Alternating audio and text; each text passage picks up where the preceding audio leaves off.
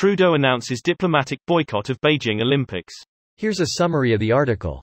The US, UK and Australia already have announced they won't send official delegations to the Games, a collective attempt to send a message to China that its human rights abuses have not gone unnoticed. Earlier this year, the House of Commons passed a motion branding the violence directed at religious minorities in China's Xinjiang province as genocide. That motion followed a Commons subcommittee report that found China persecutes its Muslim minority through mass detention in concentration camps, forced labor, state surveillance and population control measures. Policies the report said are designed to eradicate Uyghur culture and religion. In the motion, MPs also called on the federal government to use its influence to pressure the International Olympic Committee to move the Games out of China, if the Chinese government continues this genocide. Canada-Chinese relations soured after China detained two Canadians, Michael Spavor and Michael Kovrig, in an apparent act of retribution for Huawei executive Meng Wanzhou's 2018 arrest on U.S. fraud charges. In September, the two men were freed by China's communist regime after the legal dispute involving Meng was partly resolved by U.S. prosecutors. The Western world's relationship with China has deteriorated over the past 2 years. China has been accused of covering up early COVID-19 outbreaks and of pushing World Health Organization officials to praise its pandemic response rather than scrutinize its actions. This post received a score of 12,000, with an upvote ratio of 95%. Here are the top comments in response to this article. It'd be so much more of a statement to not permit your athletes to compete under your flag. But that would be an actual boycott and make a statement. North America going for the golden lip service. Lip service is all we do. Do you not remember the million dead Iraqis? Only when it's profitable will we as a Western society ever do something these days. Except reform our healthcare industry. Oh, you mean profitable to the bourgeoisie? Great now this, but with the Qatar WC. That won't happen, because it's not actually about human rights. Do you actually believe it's about human rights? Even if it was, FIFA is beyond corrupted.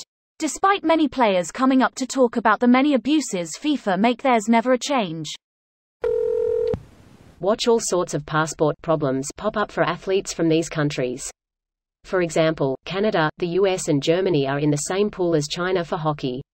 There's a hockey pool? I guess climate change is happening faster than I thought. The swimming facility from the 2008 Olympics, Water Cube, has been changed to a curling facility for 2022, Ice Cube. Nobody gives a shit about a diplomatic boycott when the athletes are still going. That's the point. This is a political move made against the ruling party. It's not intended to punish the athletes or spectators. Which means most Americans and most Chinese will never know this even happened. I struggle to see why this matters whatsoever. In a way, Russians don't know about most economic sanctions against their nation as they are primarily targeted at the upper echelon of people in power. Does that mean these sanctions are worthless? While not on the scale of World Cup, the Olympics have a history of being used to promote, legitimize governments. IMO a diplomatic boycott hurts China's political image without marring the athletic nature of the Games and targeting athletes, spectators, which have little to do with Chinese politics. Yep. I think there is a strong argument to be made for boycotting completely, preventing athletes from competing. But many comments are way downplaying this gesture.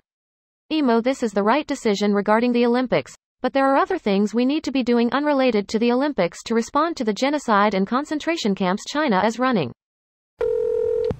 After the US, Australia and the UK, this was pretty much guaranteed, just like New Zealand will join them. What do all 5 of them have in common? They have plenty of eyes. With the 5 of them having made the first step, they will possibly convince some other candidates, like Japan and South Korea. Maybe a few of the really small countries the US sometimes throws a bone. This video was automatically created by Reddit to speech. The article and comments in this video were selected from Reddit according to their upvotes, and any paraphrasing was performed by smmry.com, without any human intervention.